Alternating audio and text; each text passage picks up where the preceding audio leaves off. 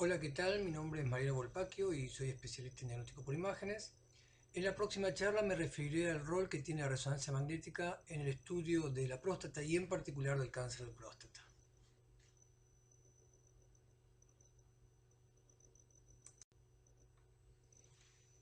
El cáncer de próstata representa un problema en la salud pública desde el punto de vista oncológico a nivel mundial y particularmente en Occidente, ya que es el cáncer visceral no cutáneo más frecuente.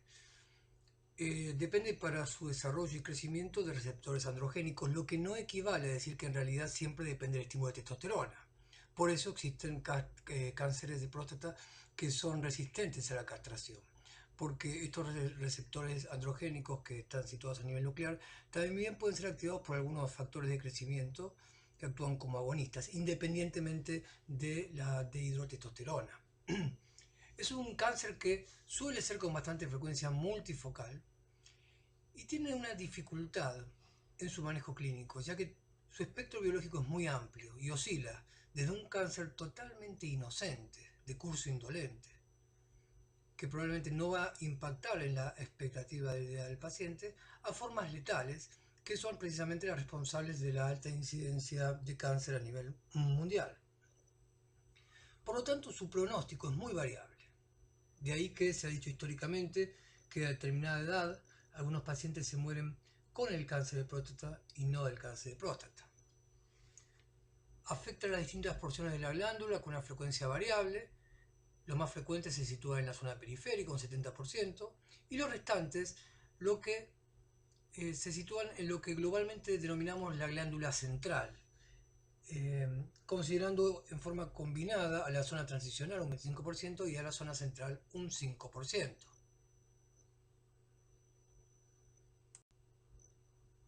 Por lo tanto, el cáncer de próstata representa un problema porque es una enfermedad muy prevalente con alta incidencia multifocal, tiene una heterogeneidad histológica y biológica. Y los criterios y elementos que utilizamos para su diagnóstico, caracterización y manejo son bastante imprecisos. Ya de entrada, el screening mediante el PSA y el tacto rectal tienen sus limitaciones. El diagnóstico histológico mediante biopsias es aleatorio y por lo tanto subóptimo. La caracterización, que suele realizar la misma histología obtenida mediante la biopsia, también es subóptima. Los tratamientos disponibles son muy variables y algunos son bastante excesivos y conllevan una morbilidad importante.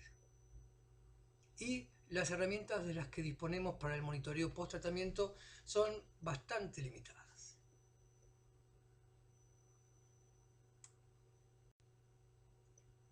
A la izquierda tenemos una histología de la próstata normal. Son glándulas tubuloalveolares formadas por acinos con células generalmente de dos capas, unas basales, que son donde suele surgir el cáncer, y las luminales. Tiene una membrana basal y este es un criterio importante para reconocer la glándula normal, ya que ésta se pierde o interrumpe en los casos de procesos atípicos. Generalmente en los adultos vemos concreciones amiláceas en la luz, y rodeando estas glándulas se observa un abundante estroma fibromuscular, muy prominente en la glándula normal. En la imagen de la derecha algo se ha perdido de esa arquitectura glandular normal, ya que se empieza a ver una superposición de células proyectadas en forma pseudopapilar hacia la luz, pero no obstante uno puede reconocer bastante una histología prostática asimilable a la habitual. Hay un estroma fibromuscular abundante y esto representa una neoplasia intraepitelial prostática, un precursor del cáncer de próstata que puede ser de bajo grado, muy prevalente en la población general, sobre todo conforme pasan los años, y de alto grado, que es la situación histológica que más riesgo implica de desarrollo ulterior de un cáncer. De hecho, las neoplasias intraepiteliales prostáticas de alto grado suelen coexistir en la misma glándula con ya algún cáncer desarrollado. Acá podemos ver múltiples lesiones focales en una pieza macroscópica, demostrando claramente la naturaleza multifocal de este tumor. No todos estos focos lesionales suelen tener la misma agresividad. Y esta es la expresión histológica de este cáncer, donde podemos ver que ya esa arquitectura glandular se ha perdido.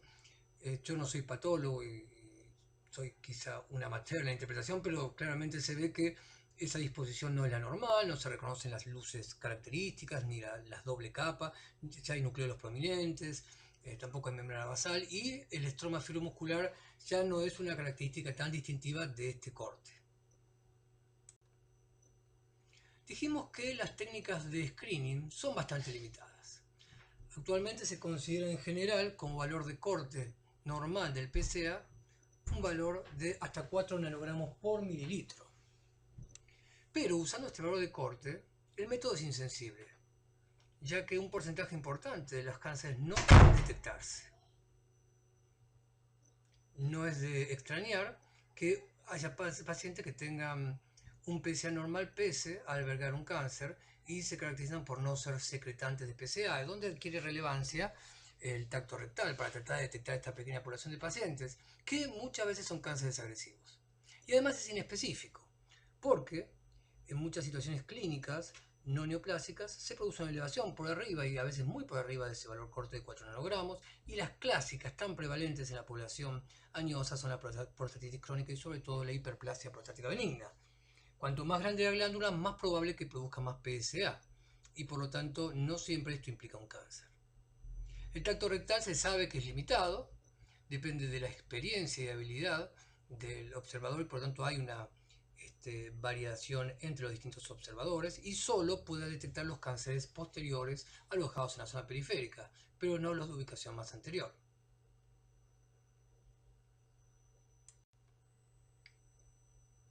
Una vez que una técnica de screening, ya sea un PSA alto o un hallazgo de un nódulo durante la palpación del tacto rectal, despiertan la sospecha sobre la posible existencia de un cáncer, se debe obtener una histología y esto se hace generalmente guiado por ecografía.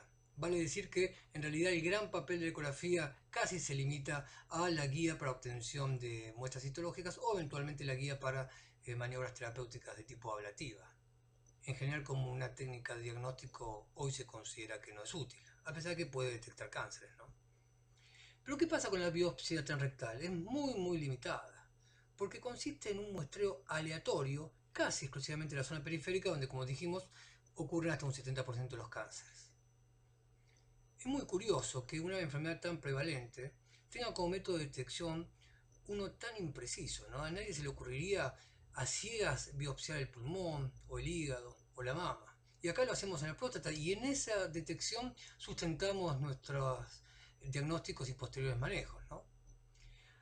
El valor predictivo negativo de la biopsia negativo es del 70 al 80%, lo que implica que existe un 20 o 30% de pacientes que aún así, después de una biopsia negativa, tienen un cáncer de próstata. Por lo tanto, no solo limitada para la detección del cáncer, pero también para su caracterización, porque esta depende de un criterio histológico que es el score de Gleason, que está subestimado hasta en el 30 o 50% de los pacientes. Quiere decir que hay un upgrade del Gleason una vez operado con respecto al Gleason original. Y la biopsia tan prevalente hoy en día lleva a la detección de muchos cánceres indolentes, con lo cual se toman medidas que implican un costo para el sistema y también una morbilidad cuando podrían ser tumores que ameritan al menos una vigilancia activa.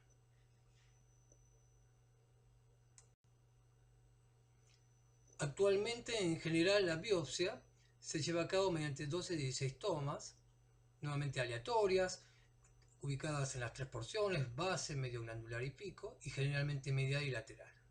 También de cualquier lesión sospechosa, a veces incluye la glándula central, pero hay un límite en cuanto a la extensión de la aguja. Hay situaciones clínicas que ameritan biopsias llamadas por saturación. También en algunos lados se están llevando biopsias transperineales con un gran número de muestras que permiten realizar o reconstruir un mapa de la glándula. Pero esto es limitado, no cabe duda, y es buscar a ciegas un tumor, con lo cual sabemos que esto no es óptimo y quizá podamos hacer algo los radiólogos.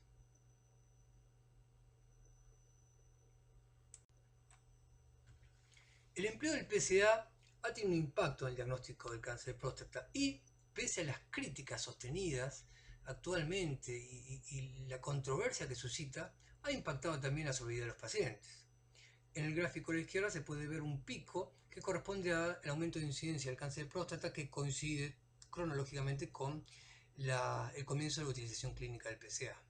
Sin embargo, la línea de abajo, azul, demuestra la mortalidad, lo que aparentemente implicaría que no ha aumentado o variado la mortalidad pese a la mayor detección de cánceres. Pero en el gráfico de la derecha podemos ver que si se ajusta esa mortalidad por edad, claramente ha decrecido gracias al empleo del PSA como técnica de screening.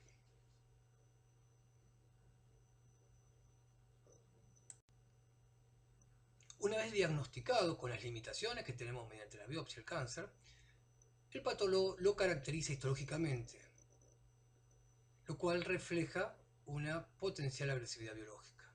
Y eso se basa en el score de Gleason, ya descrito en la década del 60.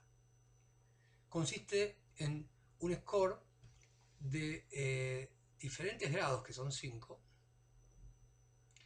y que en sentido ascendente numérico implican la pérdida de la arquitectura normal.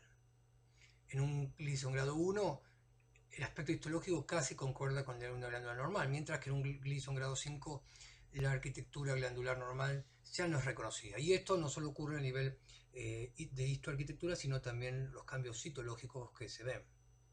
Tiene un grado de subjetividad.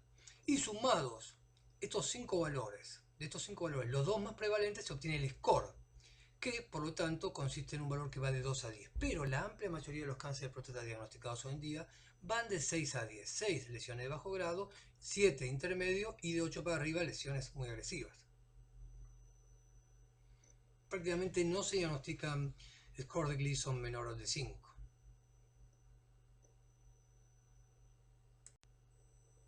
Pero nuevamente esto es limitado, porque se ha probado una y otra vez que el Gleason, resultado de la pieza macroscópica después de la cirugía, generalmente es superior al que se había estimado mediante el muestreo de la biopsia. Por lo tanto, se han tomado medidas muy significativas en cuanto al tratamiento o la abstención del mismo en base a un criterio que es bastante subóptimo. Podemos ver cómo después de la cirugía han disminuido los valores de Gleason menor de 7, pero han aumentado los de 7 y prácticamente no los mayores, porque ya si una lesión era muy agresiva en la biopsia, lo es probablemente en la cirugía.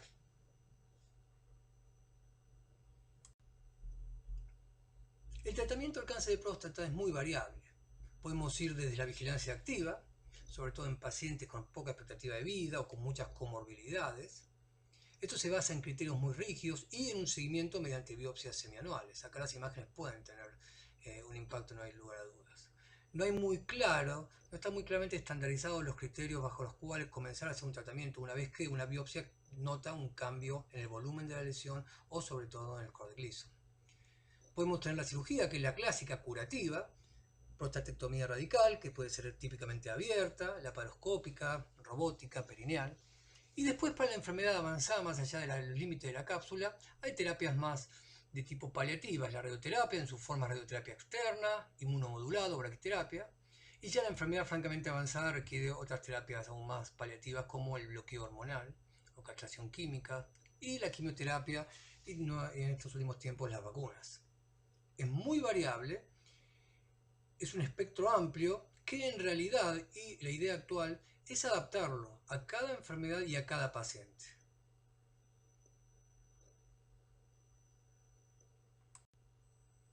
Este es un gráfico simplemente para demostrar en base a los diferentes tumores y a unas variables como la expectativa de vida, la elección de la vigilancia activa, la cirugía radical, radioterapia u hormonoterapia.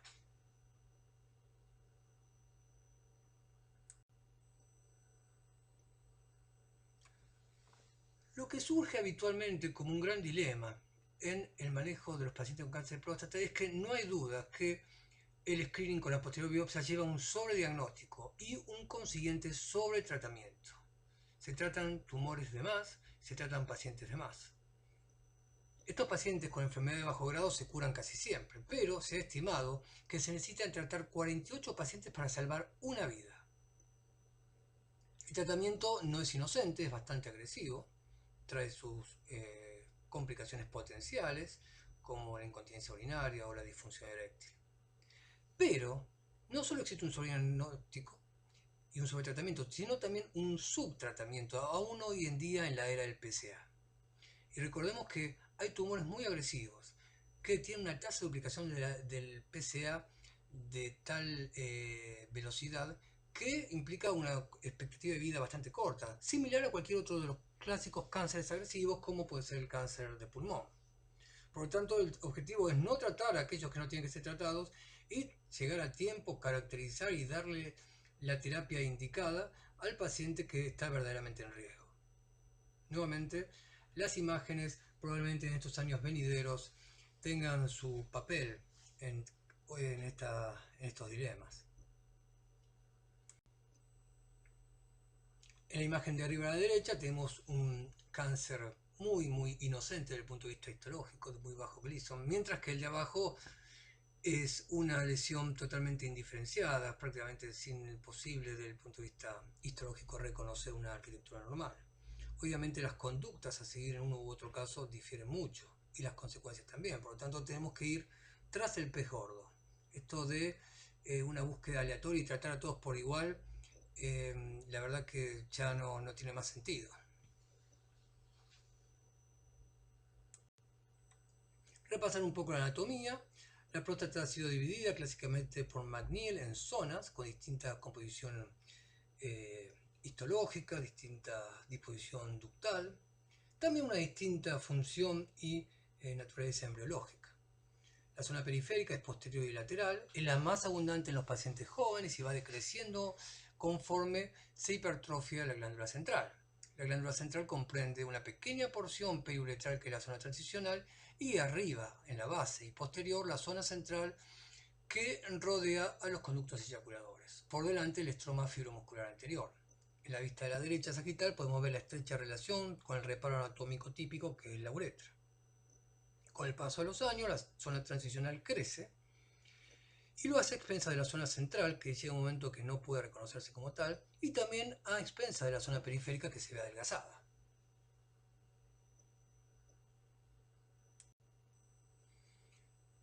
Tenemos imágenes de un paciente normal a la derecha, corte axial, imágenes T2 de alta resolución, donde podemos ver la clara diferenciación zonal que permite esta secuencia. La zona periférica es bien hiperintensa, relativamente homogénea, a excepción de algunas finas estrías tisulares o tabiques. Y esta composición traduce en realidad, esta señal traduce en realidad una composición histológica rica en elementos glandulares, ductales y poca en tejido mesenquimático organizado. La cápsula que rodea la glándula es fina, uniforme y la separa de la grasa extraprostática. Por dentro, central, vemos los elementos de la glándula central, en este caso no fácilmente distinguibles, salvo esa pequeña imagen en la base correspondiente a la zona central y la glándula transicional. Por delante, el estroma fibromuscular anterior. Debemos reconocer por detrás, aproximadamente en horas 5 y 7, los paquetes neurovasculares, elementos anatómicos vitales a la hora de tratar de detectar extensión extracapsular, y por detrás las vesículas seminales con el aspecto típico. También vemos el vacío de señal de los vasos correspondientes a los plexos periprostáticos. Imagen coronal, donde nuevamente podemos ver la diferenciación zonal, la zona central, la zona periférica, por abajo, bien brillante, y algo de la glándula transicional. Un componente menor de la glándula central corresponde a las glándulas periductales que no tienen correlato anatómico en las imágenes actuales. Imagen sagital T2 de alta resolución, donde podemos ver el estroma fibromuscular anterior, la zona transicional y un pequeño triángulo en la base muy cercano a la vesícula seminal con la que tiene una relación embriológica, la zona central. Y nuevamente, por delante del recto y cubriendo la superficie posterior, la zona periférica con su hiperseñal característica normal. Por arriba y delante, la vejiga, en este caso escasamente distendida.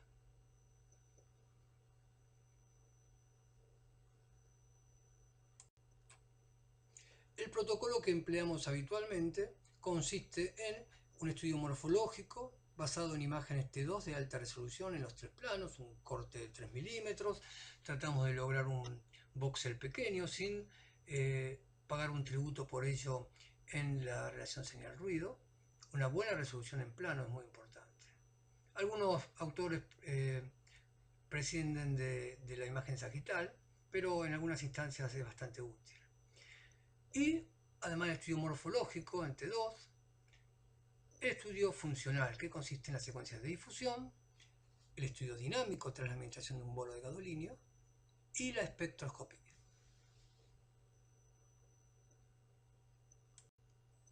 Si bien lo señalado indica el protocolo para 3 telas, se puede hacer perfectamente en un equipo 1.5.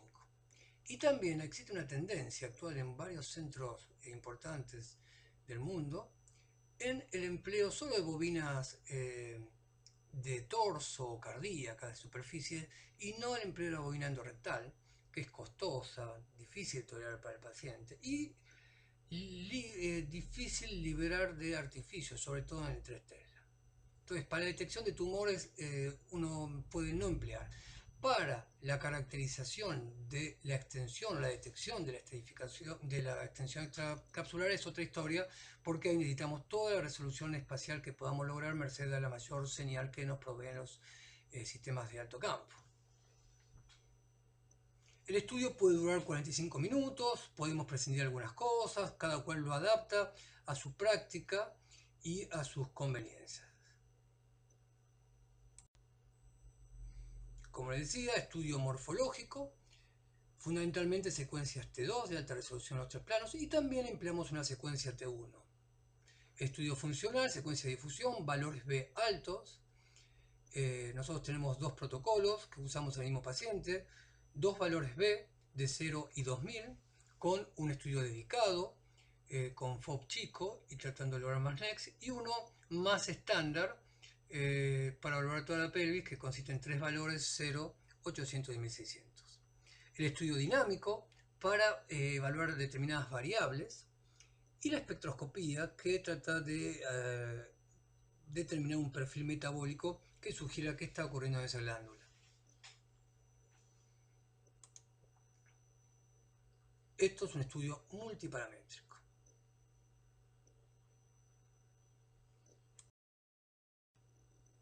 Nuevamente, imágenes normales. Claro, siempre uno en las clases o en los libros ve estudios típicos, ¿no? Desgraciadamente la práctica diaria no nos muestra estas glándulas tan impecables, con una señal tan homogénea, en zona periférica, que no plantea ningún tipo de duda. Una glándula central, incluyendo la zona central y la zona tensional, heterogénea, pero con un, como se llama, un caos organizado y un estroma filomuscular, la cápsula intacta, los paquetes neurovasculares, las vesículas seminales, un ejemplo típico de una glándula normal.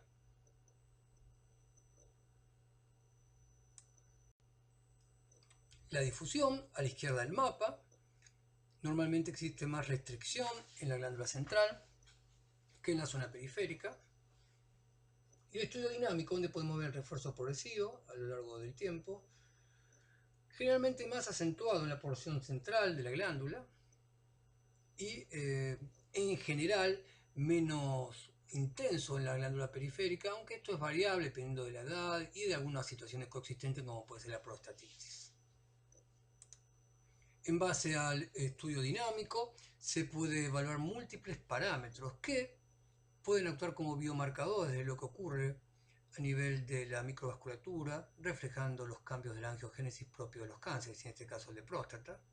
Se puede hacer una estimación visual viendo cómo refuerza el tumor, una semi-cuantitativa y más compleja la evaluación cuantitativa de algunas variables que hablan de la permeabilidad vascular, pero no siempre están disponibles estos soft para llevar a cabo. La espectroscopía, que tanto nos ha intimidado en su momento, actualmente está cayendo un poquito en popularidad en el mundo. El estudio Acrina ha demostrado que es una técnica muy difícil de llevar a cabo óptimamente, con resultados variables, incluso en centros especializados con el empleo de físicos y demás. Es muy variable, está muy expuesta a distintas situaciones, ya sea peristalsis, contaminación por la señal del agua, de la grasa. Es realmente a veces frustrante la espectroscopía. Tiene además un límite muy importante, que es la resolución espacial. La resolución espacial no es buena, 0,24, 0,20 centímetros cúbicos.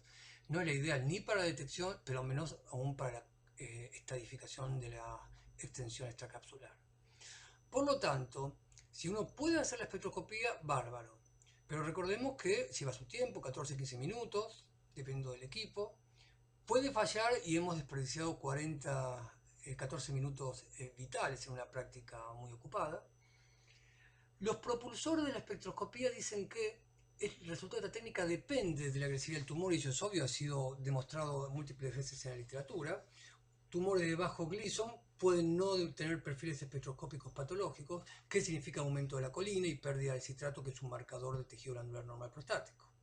Mientras que los muy agresivos casi seguro van a tener una de estas alteraciones. Entonces, y esto uno lo puede ver en la práctica, que si una espectroscopía es negativa, no quiere decir que no tiene cáncer, pero quizá probablemente no tenga un cáncer agresivo. Y esa es una información que no deja de ser relevante, sobre todo cuando hay otros parámetros que uno evalúa, como la difusión, como la perfusión, que sí nos permite detectar el cáncer.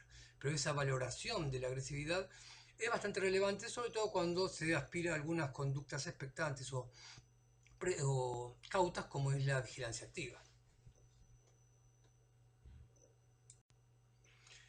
Cuando evaluamos la próstata habitualmente en pacientes en los que buscamos cáncer, vamos a ver casi universalmente un hallazgo normal del envejecimiento del hombre, que es la hiperplasia prostática benigna, también dependiente de estimulación androgénica. Y se caracteriza por el aumento del volumen de la glándula central a expensas de esa hiperplasia o hipertrofia de la zona transicional, que generalmente es mixta, a veces más abundante en tejido estromal, y es una hiperplasia estromal, o una hiperplasia glandular. Las áreas más oscuras representan el componente estromal, mientras las brillantes el glandular. Generalmente coexisten ambas. Vemos la zona periférica con su hiperseñal normal, desplazada y adelgazada por el aumento del volumen. Y vemos que esa heterogeneidad de la hiperplasia, a pesar de ser caótica, tiene un orden, ¿no? Nuevamente, un caos ordenado. Y vemos muchos nódulos que se caracterizan por ser bien delimitados, generalmente por una cápsula hipointensa, lo cual casi excluye en uno de esos nódulos la posibilidad de cáncer. Al menos cáncer del llamado clínicamente significativo, que es aquel cáncer que mide más de 0,5 centímetros cúbicos, tiene un Gleason mayor de 6.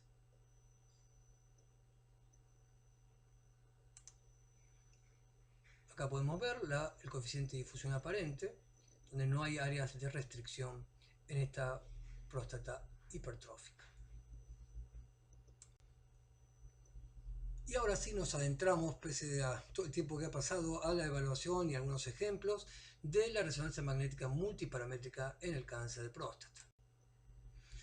Históricamente, el papel que se le asignó a la resonancia magnética era la estadificación, es decir, la evaluación del predictor T, en qué medida se extendía por fuera de la cápsula, sobre todo en aquellos pacientes de alto riesgo de extensión extracapsular. Sin embargo, su rol se ha ampliado y ya el horizonte de las indicaciones abarca el diagnóstico inicial, además de la estadificación, el control post-tratamiento y la detección de la recidiva del cáncer de próstata.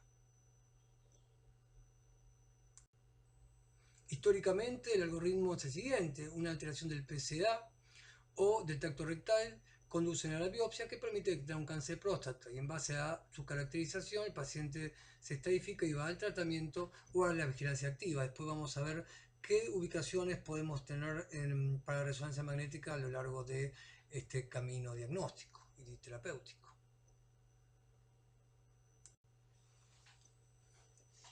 Para el diagnóstico en general se emplea la resonancia magnética en aquellos pacientes que tienen un PSA persistentemente elevado, pese a tener biopsias negativas. Recordemos que la biopsia es a ciegas y aleatoria. Se nos puede escapar más de un tumor.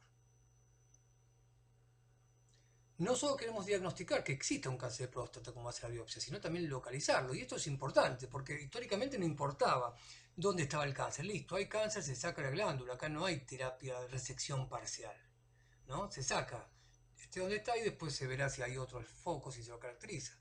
Pero hoy en día están teniendo más lugar las terapias ablativas focales, como por ejemplo la crioablación, el láser o el tratamiento con ultrasonido de alta frecuencia, conocido como HIFUS. Entonces ahí tenemos que decir dónde está específicamente él o los tumores.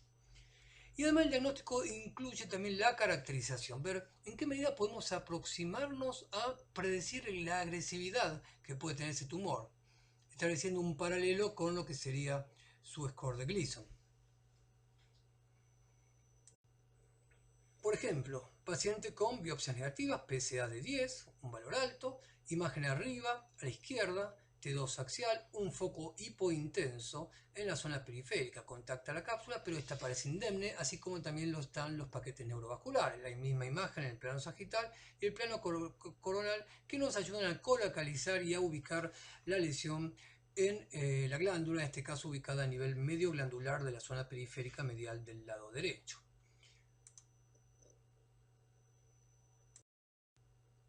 La difusión a la izquierda del mapa de ADC demuestra un área de restricción con la consiguiente hiposeñal en el mapa, sugiriendo que debe haber probablemente una hipercelularidad, que correlacionado con el T2 es una imagen muy sugerente de un cáncer de próstata. La difusión es muy buena para detectar, podría tener su papel y la literatura lo ha demostrado en caracterizar el tumor, pero no así hoy con los estándares de resolución espacial que logramos para la estadificación local, ¿no? Es decir, si ha invadido o no, es un poco más difícil, salvo una invasión grosera, por ejemplo, de vesícula seminal. Damos contraste y vemos en las sucesivas imágenes cómo el foco se llena, y acá no se llega a incluir el washout, pero el washout es una característica de estos tumores que se puede graficar en una curva semejante a como se hace en el diagnóstico del cáncer de próstata. Por lo tanto, tenemos un cáncer de próstata ilustrado morfológicamente en el T2 y en las secuencias funcionales. Otro ejemplo más difícil, paciente que ha sido sometido a una resección parcial de la glándula y en el T2 se demuestra en la zona periférica, que ahora es muy anterior, un área hipointensa redondeada, sospechosa. Al lado a la derecha vemos una avidez por el gadolinio, un refuerzo muy marcado. Y en la secuencia de difusión a la derecha podemos ver claramente que existe una restricción en un valor de alto y una restricción manifiesta como una disminución de la señal del mapa de ADC. Imagínense que este tumor puede ser muy difícil de detectar o casi imposible debido a su ubicación en una glándula con la longitud de las agujas generalmente empleadas.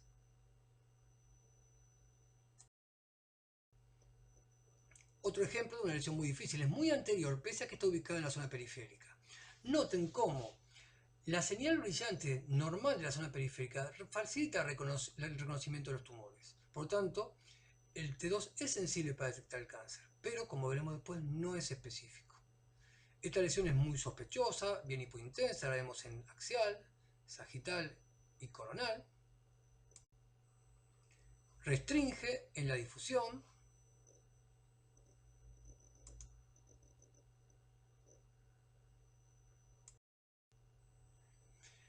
Y el otro papel del diagnóstico es su caracterización. No es lo mismo detectar un cáncer de próstata en este honorable señor de la izquierda, que es el señor Kimura, que falleció recientemente y ha sido considerado el hombre más anciano del mundo, murió a los 115 años, ¿no? Qué larga vida y qué plenitud, ¿no? Fíjense la linda expresión que tiene. Pero obviamente detectar un cáncer de próstata en este señor no tiene mucha trascendencia, a diferencia de un hombre de, por ejemplo, 50 años, donde las decisiones son muy trascendentales en base a la expectativa de vida importante que tiene.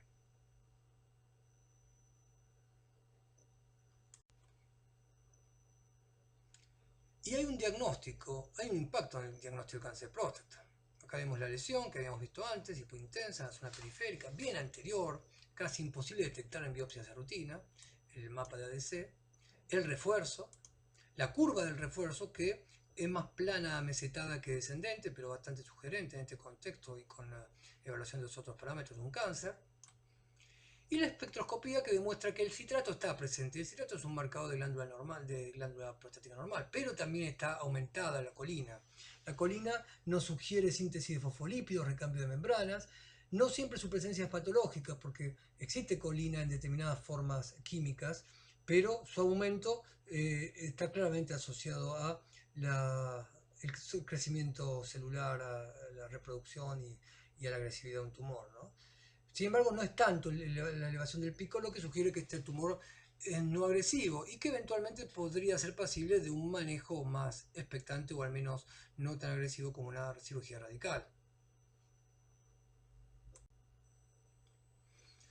Dijimos que el T2 es muy bueno para detectar tumores, pero no es específico. Hay muchas cosas que son hipointensas en la zona periférica. Por ejemplo, la hemorragia postbiopsia. A la izquierda tenemos una imagen T2 donde se ve una semiluna de tejido hipointenso en medio de la zona periférica. Podría ser un cáncer, pero el T1 nos ayuda a darnos cuenta que esa señal brillante solo puede corresponder a hemorragia. Por lo tanto, se ha sugerido históricamente posponer el estudio de una resonancia de próstata después de una biopsia, históricamente 4 o 6 semanas, actualmente se dice 6 a 8 semanas porque cada vez son más las biopsias, pero a diario vemos que pacientes que han tenido una biopsia meses atrás todavía tienen artificios generados por el sangrado. Por lo tanto, lo ideal es hacer la resonancia antes de la biopsia, porque la biopsia puede subestimar, el artificio post-biopsia puede subestimar o sobreestimar la presencia, pero también la extensión del cáncer de próstata. Otras cosas que pueden parecer cáncer en el T2, como áreas hipointensas y no lo son la típica prostatitis crónica, la atrofia glandular, típica también de la senectud, y los cambios post-tratamiento, la radioterapia y la hormonoterapia. Así que alta sensibilidad en el T2, baja especificidad. Mientras que la detección generalmente es más difícil en la glándula central porque la sensibilidad y la especificidad no son las ideales. Las decisiones se han basado históricamente en nomogramas clínicos que evalúan 3 variables, que son el PSA, ya sabemos que es limitado, el estadio clínico, que también es muy limitado, y el score obtenido por el Gleason, que también es limitado. Y de acuerdo a esa estratificación, con estos nomogramas, se agrupan los pacientes en alto grado de extensión extracapsular, grado medio y grado bajo. Siempre se ha dicho que la resonancia era ideal para estudiar los de alto grado, pero hoy sabemos que es un muy buen método para los 3 grupos de pacientes, porque las decisiones que se van a tomar son distintas y necesitamos una técnica que nos dé información funcional y metabólica.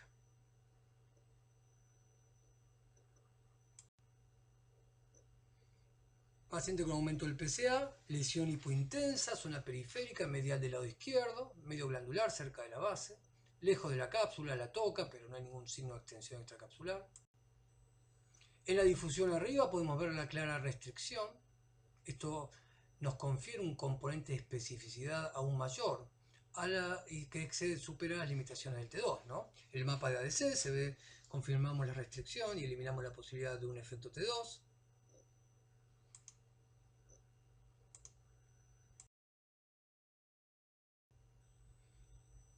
Paciente con una zona periférica inhomogénea y una área hipointensa amplia.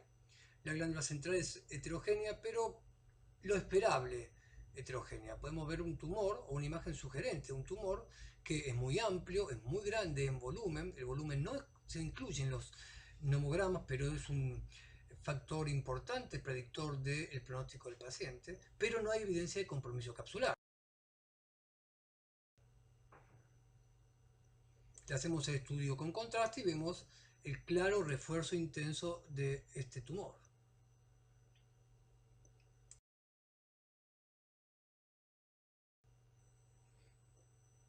En este caso la lesión es más amplia, una extensa zona hipointensa, difusa, que invade la glándula central, invade la pseudocápsula o cápsula quirúrgica que separa la zona periférica de la glándula central.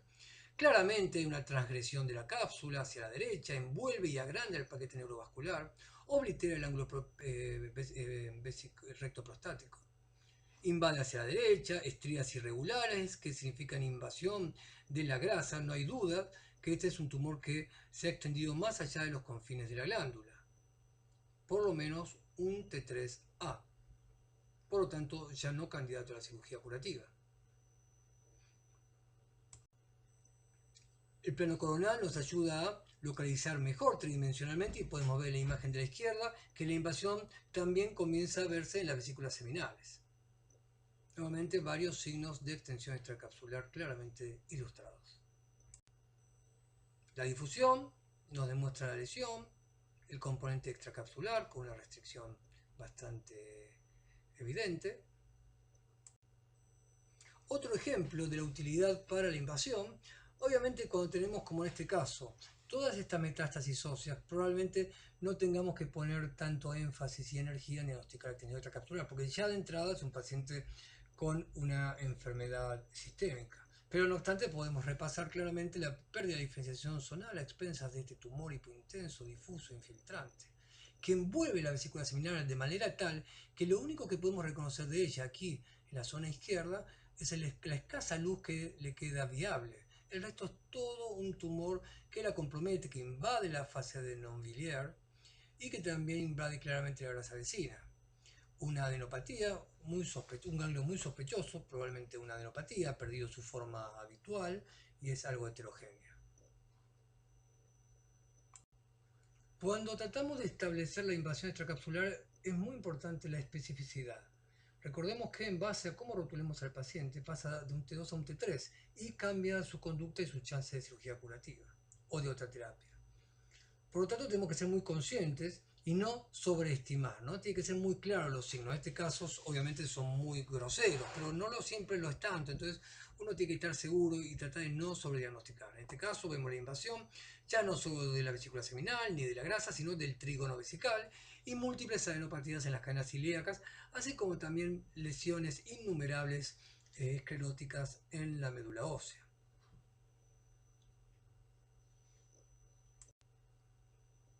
Imagen post-contraste, pero ya no dinámica, que demuestra hallazgos similares, invasión extracapsular, adenopatías y metástasis óseas, en forma análoga, quizá con más resolución de contraste, como lo podría hacer una buena tomografía. Muy importante discriminar entre un estadio T2 y T3. T2 confinado a la glándula, T3 con extensión extracapsular o hacia las vesículas seminales, porque el tratamiento cambia. Entonces hay que poner mucho énfasis en ser específico y preciso. Y en esto, la mayoría de los autores creen que la bobina endorrectal hace la diferencia. De todas maneras, siempre puede haber algo de extensión mínima microscópica que no vamos a ver y no debemos preocuparnos por ese. Una vez diagnosticado y tratado el cáncer de próstata, el urólogo sabe que en el momento del PSA seriado hace sospechosa una recaída que puede ser local y que es muy difícil de diagnosticar. Así como vimos las limitaciones para el diagnóstico, para la caracterización histológica, también existe la tipificación. Cuando se sospecha que recae, si no se puede obtener por biopsia, se irradia ciegamente la glándula, ¿no? Es muy grosero el tratamiento. Entonces, tenemos que tratar de afinar nuestras herramientas para tratar de detectar esa recidiva. Pero después de todos estos tratamientos, ¿qué ocurre? La glándula se hace hipointensa, se pierde la diferenciación zonal, entonces perdemos el contraste suficiente para detectar ese foco hipointenso tan claramente indicativo de un cáncer en el T2. Vemos en este caso paciente irradiado, la glándula está difusamente oscura, sería muy difícil tratar de detectar dónde está la recaída. Pero las imágenes funcionales están para ayudarnos. Podemos ver en la imagen de la derecha de la difusión y en la DC el área restrictiva que claramente llama nuestra atención sobre un área de recaída que después puede confirmarse guiada por las imágenes de resonancia mediante una biopsia. Le damos contraste y el contraste también nos demuestra. Históricamente se ha considerado el estudio dinámico en contraste como el hermano menor y quizá más flojo en esta evaluación multiparamétrica. Sin embargo, esto va cambiando con el tiempo, pero si hay un lugar donde tiene un impacto es en la detección de recaídas y claramente se ve qué conspicua es la imagen de este estudio dinámico. Paciente con una prostatectomía radical, aumento del PSA, a veces técnicamente se le deja un poquito de vesícula seminal que produce PSA, pero es importante detectar si hay una recidiva, hay una asimetría morfológica del lado derecho e izquierdo, pero difícil ser categórico, ¿no? Contraste dinámico demuestra que hay un refuerzo intenso, focalizado, algo heterogéneo, hablando de una angiogénesis probable ahí, una alteración de la microvasculatura y la densidad microvascular. Otro ejemplo, T2, glándula difusamente hipointensa, ya no tenemos muchos elementos para hacer un diagnóstico morfológico de lesión, pero podemos ver en la secuencia de difusión y en la restricción el área claramente patológica del lado izquierdo. Y también el refuerzo en la secuencia dinámica. Nuevamente la evaluación funcional, difusión y perfusión en este caso nos permite detectar una recaída local. ¿Quién es el responsable? Y si el paciente no requiere un tratamiento bastante extenso, ni agresivo, ni sistémico, porque sabemos dónde está el foco. Y finalmente otro ejemplo que ilustra, a la izquierda tenemos un poco la vedette actualmente en el estudio del cáncer de próstata local y sistémico en cuanto a los estudios metabólicos, que es el PET con colina, ¿no? Colina marcada con flúor 18, también puede ser con carbonosa, en este caso con flúor 18, y nos demuestra un área, pero realmente no es tan evidente un área posterolateral izquierda. Fíjense, el mismo paciente, arriba el T2, en el medio la difusión y abajo el mapa, ¿no? Qué clara es, y quizá más evidente que en el estudio por flúor. Nuevamente, otro enfoque de las imágenes funcionales y el impacto que pueden tener, como en este caso la detección de la recaída.